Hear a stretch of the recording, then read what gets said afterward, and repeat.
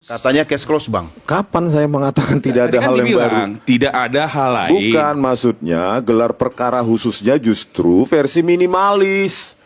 Tidak ada apapun yang dari versi Dirtipidum. Kami kan ingin ada di situ, ahli kan bukan untuk mendengarkan penjelasan seperti berita online dari Pak Dirtipidum. Kami di situ sebagai ahli ya ingin mengetahui prosedur forensik yang dilakukan dan parameternya. Kalau cuma seperti itu penjelasan tadi, ngapain kami ada? Itu kan bukan keterangan untuk ahli. Menurut itu keterangan Anda untuk belum pers. selesai. Tapi kan statementnya tadi dari Bareskrim case close. Kalau sudah selesai nggak mungkin gelar perkara khusus ini diberikan akses atau diberikan undangan kepada kami. Cuma seperti yang saya katakan tadi, ya untuk apa ahli ada di situ kalau keterangan Dirtipidum cuma sebatas seperti keterangan untuk pers. Nggak perlu kami hadir di situ. Nah, tidak ada bantahan juga tentang pernyataan Pak Kasmujo. Tidak ada pernyataan bantahan bahkan dari sisi Pak Jokowi. Bayangkan seseorang lulus dari UGM jurusannya pun salah. Teknologi kayu itu tidak pernah ada loh. Tidak pernah ada. Dan nilai MKDU itu D. Itu tidak ada bantahan sama sekali. Terdaftar juga sarjana muda. Bagaimana mungkin ada ijazah sarjana kalau terdaftar sarjana muda? Itu lompatan kuantum, Mas. Kalau masuk misalnya ada persoalan ini nilainya D. Wah, ini kok D kok bisa lulus misalnya begitu. Kita tanya tadi. Karena kami cek ya di publik yang beredar apa, oh ini bisa nilainya D dan sebagainya, ada penjelasannya dan sebagainya. Dan menurut saya karena ada penjelasan dari otoritas UGM, ada kerangka SOP-nya dan sebagainya, ada aturan main yang dari UGM, ini kami anggap itu juga kredibel. Ada seleksi IPK di situ.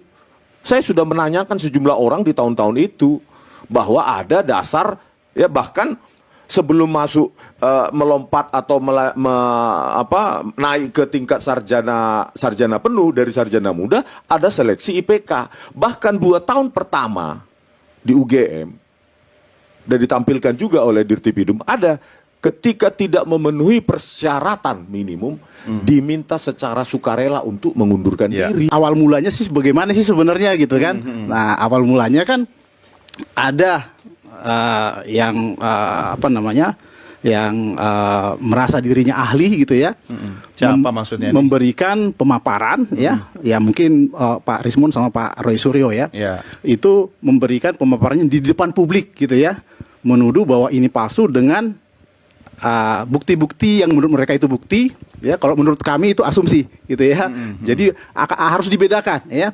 Kalau memang digital forensik ya, kalau memang mereka menyatakan dirinya ahli digital forensik, ada SOP-nya, ada prosedurnya, dan itu sangat ketat ya. Apa sih yang bisa diforensik oleh ahli digital forensik? Itu hanya objek-objek digital. Tidak perlu objek atau barang analognya. Nggak boleh ya, analog boleh. saja. Misalnya seperti ijazah atau kertas uang kertas misalnya gitu ya. Itu nggak mungkin dianalisa dengan digital forensik ya. Jadi digital forensik itu hanya bisa memeriksa bukti-bukti digital, dokumen digital atau bukti elektronik yang ada media digitalnya. Nah, itulah yang bisa Tapi diperiksa. setelah dianalisa, diteliti, tetap tidak bisa dibuktikan. Itu asumsi dong. Itu asumsi, itu Tetap jelas. asumsi. Maksudnya bagaimana? Setelah diteliti secara digital, ada hasil, masih boleh dikatakan itu asumsi atau asumsi ya, karena itu bukan prosedur yang benar ya. Karena ahli digital forensik dia tidak punya kemampuan untuk menganalisis ya dokumen-dokumen analog yang lahirnya secara analog ataupun fisik. Karena ijazah ini kan lahirnya secara fisik. berarti artinya nanti hasilnya bisa berbeda dong antara digital dan analog. Ya pasti berbeda. Gitu. Itu makanya temuan-temuan mereka itu tidak punya dasar sebenarnya, gitu ya. Nah, laboratorium forensik di Puslapor itu sudah melakukan pengujian yang benar. Ya, secara karena mereka secara fisika, secara kimia, secara analog juga. Secara analog. Tanda tangannya non digital. Non digital. Oke. Ya, karena memang itulah metode forensik dokumen yang benar, ya, bukan menganalisis gambar yang ada di media sosial ataupun yang bahkan kita foto sendiri, dokumen-dokumen yang saya foto sendiri, dokumentasi saya sendiri, nggak boleh saya lakukan analisis Termasuk juga. prosedur dalam melakukan penelitian tetap harus dipatuhi, begitu SOP-nya dan SOP, seterusnya. ya. Yang Kalau ada pertama, yang dilanggar, tidak boleh dijadikan barang bukti. Otomatis akan tidak valid sebagai barang bukti. Tetapi begini, pendekatan kami ya, pendekatan ilmiah kami memahami bahwa ijazah itu nggak bakal dikeluarkan sampai kapanpun. Kalau janji di pengadilan itu sudah tahun waktu menuntut Pak Bambang Tri dan Gus Dur juga berjanji juga di pengadilan, sampai sekarang tidak dihadirkan. Jadi janji itu sen kiri sen kanan, belok kanan itu. Jadi kami turning around gitu. Ya, ilmiah itu kan begitu. Kalau di sini batasi, maka kita cari metode lain, yaitu skripsi. Iya. Tapi Anda masih percaya UGM? Ya, Masih percaya itu alma UGM? mater saya, tetapi pengurusnya Oke, masih percaya Baris Krim, UGM masih percaya secara Polri? institusi.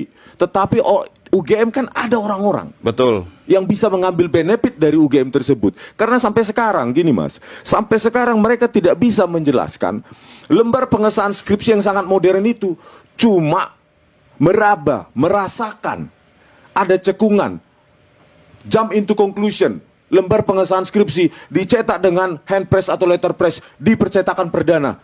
Yang dibawa oleh Mas Roy, Bang Rismon dan teman-teman pada hari ini menurut Anda seperti apa? Tidak valid sebagai barang bukti. Mereka hanya mungkin bisa dikategorikan petunjuk-petunjuk dan itu diuji ulang oleh Puslapor. Nah, soal yang mencotot tadi kata Mas Roy itu gimana? Itu hanya asumsi. Kenapa? Karena yang dibandingkan kan kopian-kopian. Mereka tidak melakukan pengujian yang sebenarnya gitu ya. Jadi bukan bukti analognya yang mereka uji, Iya, tetapi dari hasil scan ada yang sudah diupload dan seterusnya. Termasuk juga tadi analisis ELA gitu ya dan seterusnya, dan itu sangat tidak berdasar. Tidak ada ahli forensik ya yang kita tahu menganalisis dokumen analog menggunakan ELA. Apa sih ELA? Ya, error level analysis itu hanya bisa mendeteksi ya tempering atau editan pada file-file digital, dokumen-dokumen digital. Jadi ELA itu cara kerjanya seperti ini. Jadi ada dokumen gambar yang difoto katakanlah ya. Nah, dokumen ini ketika diedit bagian tertentu diubah, dikasih ditambahkan angka 0 misalnya atau diganti Bisa wajahnya dan atau seterusnya tidak, gitu ya. Kemudian kita periksa dengan ELA, itu akan muncul error level tertentu atau bagian-bagian tertentu yang itu akan muncul karena kompresinya akan berbeda. Karena dia manfaatkan teknik kompresi gambar atau JPEG gitu ya. Nah, itulah yang bisa dianalisis dengan ELA. Tapi bukan gambar fisik. Ketika gambar fisik kita foto gitu ya, hasilnya akan menjadi digital dengan kompresi yang sama. Otomatis tidak ada mungkin ada yang kalau ada gambar tempering di fisik, sana. kalau fisik nih, sertifikat fisik nih analog kemudian di foto, digitalisasi. Bahan digitalnya ini kemudian sudah direproduksi kemana-kemana gitu. Kita udah nggak tahu lagi sumber pertamanya yang mana gitu. Itu bisa saja jadi pintu kesalahan melakukan digital forensik, begitu. Itulah kekeliruannya. Apakah itu yang Anda yakini yang dilakukan oleh Mas Roy, Bang Rismon dan teman-teman? Saya sangat meyakini itu, apalagi yang dianalisis itu ada yang berupa fotokopi ya kan, dan seperti itu. Dan begini, jadi ketika misalnya gambar sudah diupload ke media sosial melalui WhatsApp atau melalui Facebook atau melalui Instagram segala macam gitu ya, itu pasti akan melakukan kompresi. Semua aplikasi-aplikasi media sosial itu melakukan kompresi ulang. Sehingga ketika kita lakukan analisis ELA itu akan mustahil untuk ditemukan bagian-bagian diedit. Ketika kita melakukan pemeriksaan digital forensik, ada file-file yang diedit, kita harus menemukan file original yang diedit itu. Jadi tidak mudah prosedurnya. Kita nggak boleh menganalisis data-data yang ada dari media sosial terutama yang dikirimkan oleh orang sembarangan. Kita harus menelusuri di mana file itu dibuat, di mana file itu diedit, kemudian baru kita melakukan analisis. Itulah prinsip utama